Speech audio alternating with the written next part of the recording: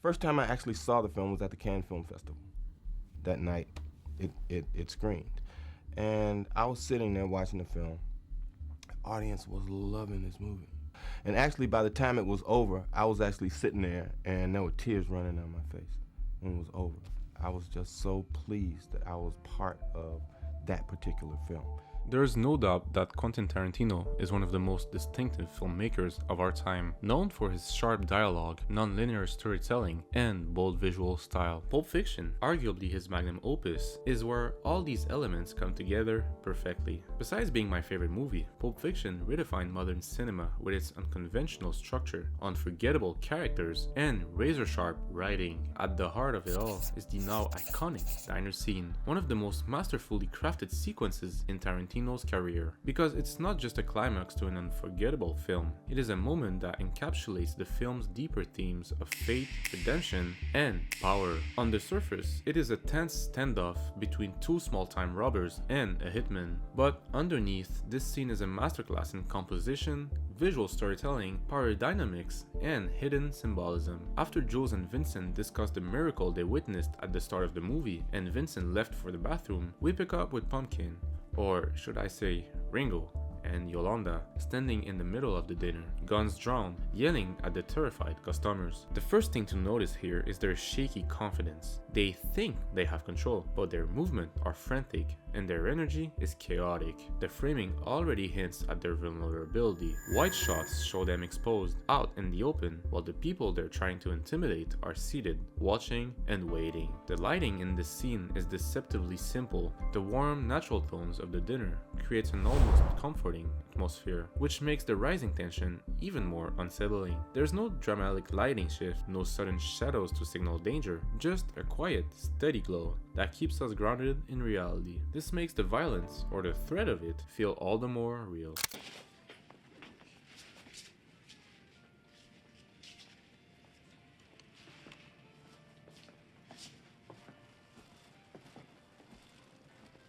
The camera then shifts to Jules. He's calm, collected, and most importantly, seated. He does not panic, does not even flinch. The contrast is stark. While Ringo and Yolanda move frantically, Jules remains still. This instantly tells us who really has control in this room, even if the two robbers don't realize it yet. The way this scene is blocked is crucial. Jules, sitting in the booth, is visually grounded. He's not just physically lower than Ringo, he's emotionally unshaken, making it clear that the two robbers' threat don't rattle him. This positioning keeps their balance of power tilted in his favor. Meanwhile, Ringo looms over the table, but his posture betrays his lack of confidence.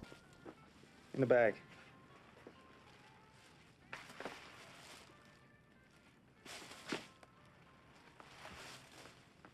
When Ringo demands Jules' wallet, the energy shifts. Because Jules does not hesitate, he moves slowly, deliberately, exuding total confidence. But the real turning point is when he starts talking.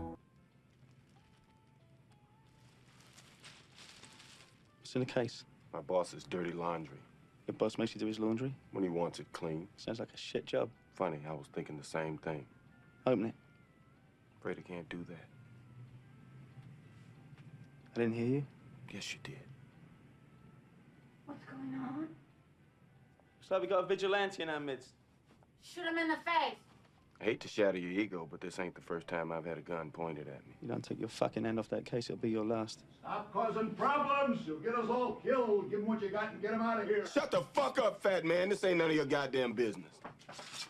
The moment he opens his mouth, Ringo loses whatever edge he thought he had. The dialogue here is key. Jules does not argue, does not plead.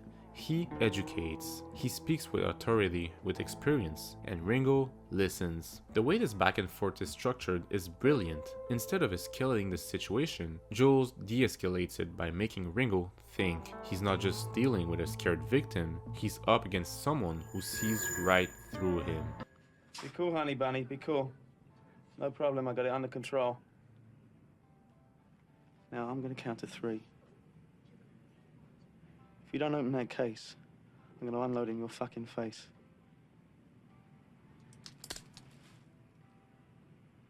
We clear? 1, 2, 3. Okay, Ringo. You win. It's yours.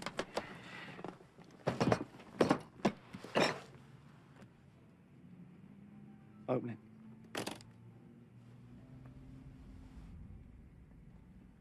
Wait, what is it? One of the most iconic moments of this scene is when Ringo sees the glow of the briefcase. What is it? Is that what I think it is? Mm-hmm. It's beautiful. We don't know what's inside, and Tarantino never tells us. It is a classic MacGuffin, which is usually defined as an object, device, or event that is necessary to the plot and the motivation of the characters, but insignificant in itself. But that's not the point. What matters is how it affects him. In that moment, Ringo is speechless. The framing of this shot mirrors a religious experience, light shining onto Ringo's face as he stares in awe. This also reinforces the larger themes of the scene: power, fate, something bigger than all of them at play. In the diner, when Ringo sees the glow, he's mesmerized. For a second, he's not a robber anymore. He's just a man staring at something he does not fully comprehend. God damn it, what is it? You let him go! You let him go! Let go of it! Tell that bitch to be cool. I'm gonna kill you! Say, bitch, be cool. Be cool, honey Say, bunny. bitch, be cool. Tell that fucking bitch to chill. Be cool, honey Chill bunny. that fucking bitch out. Just chill out, honey bunny. Chill. Just chill out, honey bunny. All right, now tell her it's gonna be all right. It's gonna be all right. Promise her. I promise. Tell her to chill. Just chill out, honey bunny. All right, now tell me your name. Yolanda. All right, now Yolanda. We're not gonna do anything stupid, are we? Don't you hurt him. Nobody's gonna hurt anybody. We're all gonna be like 3 little Fonzies here. And what's Fonzie like? Come on, Yolanda, what's Fonzie like? Cool. What? Cool. Correctamundo. And that's what we're gonna be. We're gonna be cool. Now, Ringo, I'm gonna count to 3. And when I count 3, I want you to let go of your gun, put your palms flat on the table, and sit your ass down. But when you do it cool. You ready? 1, 2, 3. One of Tarantino's greatest strengths as a filmmaker is his ability to craft confrontations that feel both theatrical and unpredictable. This diner scene is no exception. The tension is heightened by the contrast between the characters, Joel's composed demeanor against Ringo and Yolanda's growing desperation. There's a constant push and pull, a battle for control that plays out not just through dialogue, but through movement, pacing, and framing. The chaos is not just in the shouting or the drawn guns, it is in the unpredictability of the situation. At any moment, things could spiral into bloodshed, and that uncertainty keeps the audience on edge.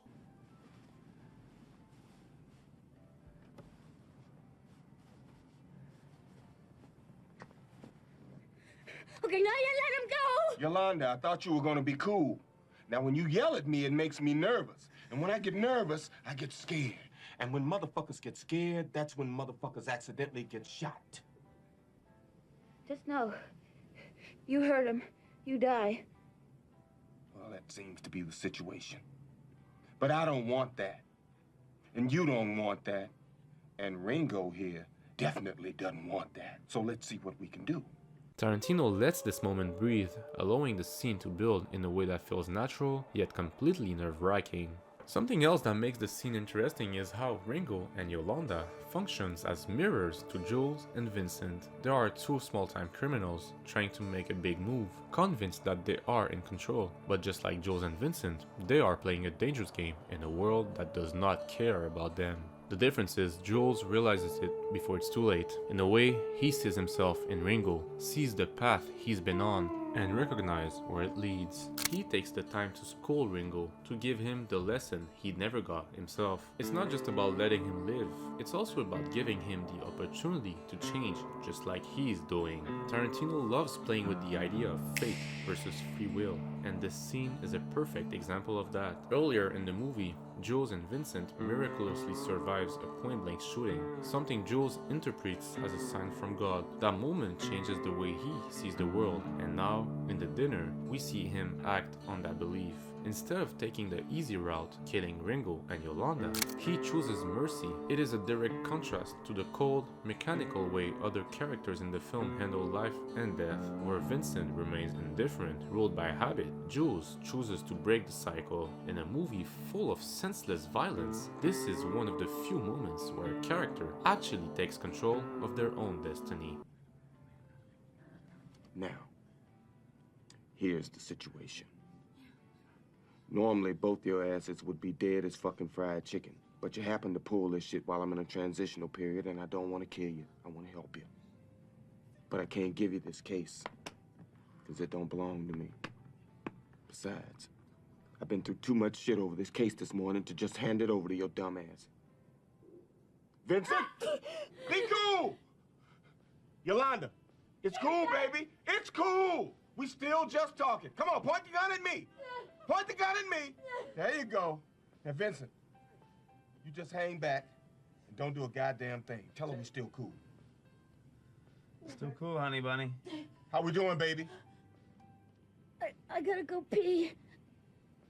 I'm gonna go home. Just hang in there, baby. You're doing great. I'm proud of you. And Ringo's proud of you. It's almost over. Tell her you're proud of her. Proud of you, honey bunny. I love you. I love you too, honey bunny. Now, I want you to go in that bag and find my wallet. Which one is it? It's the one that says bad motherfucker.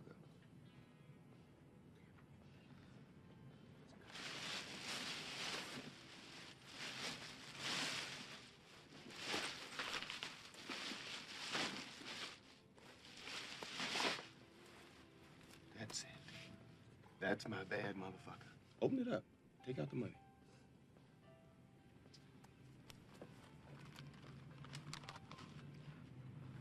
Count it.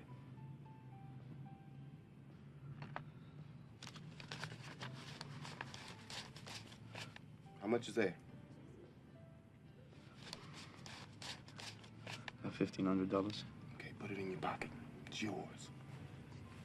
Now, with the rest of those wallets in the register, that makes this a pretty successful little score, huh? Jules, you give that fucking Nimrod $1,500 and I'll shoot him on general principle. No, Yolanda, he ain't gonna do a goddamn motherfucking thing. Vince, shut the fuck up!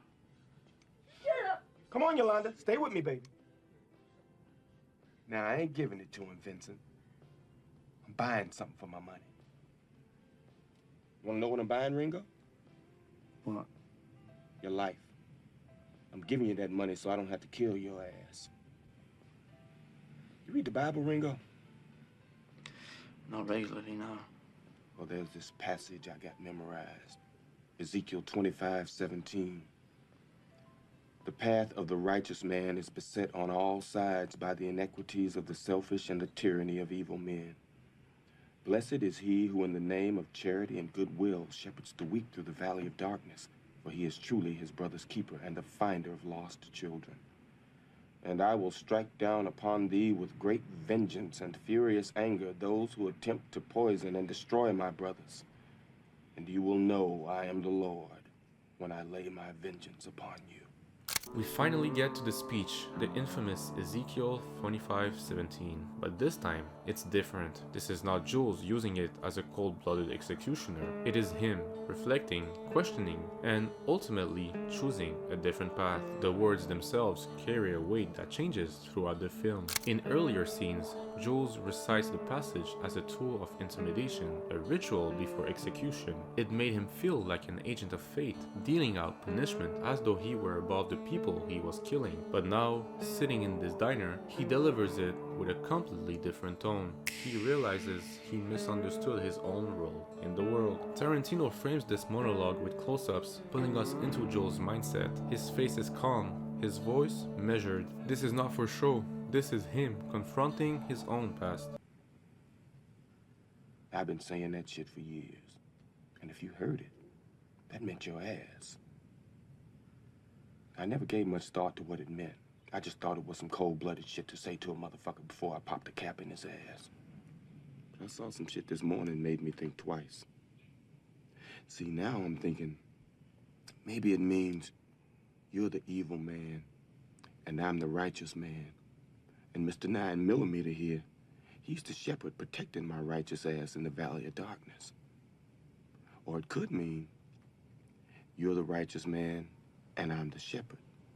And it's the world that's evil and selfish. Now, I'd like that.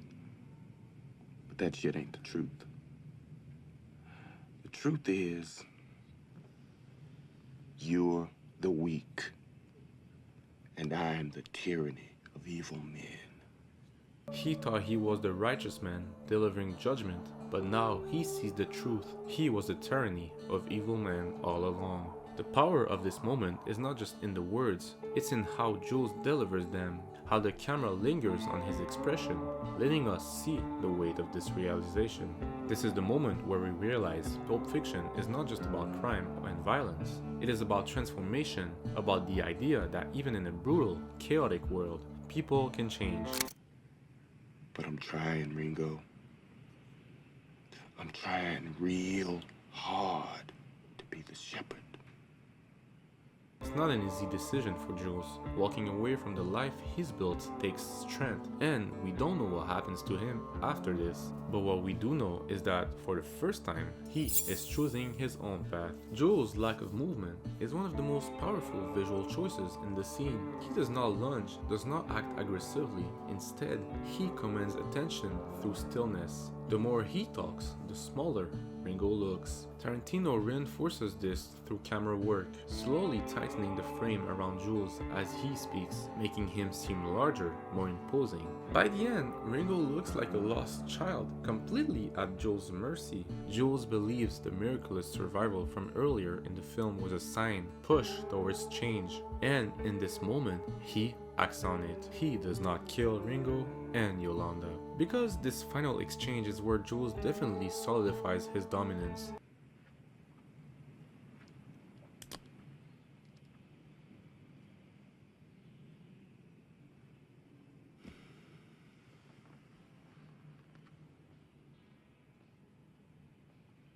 Go.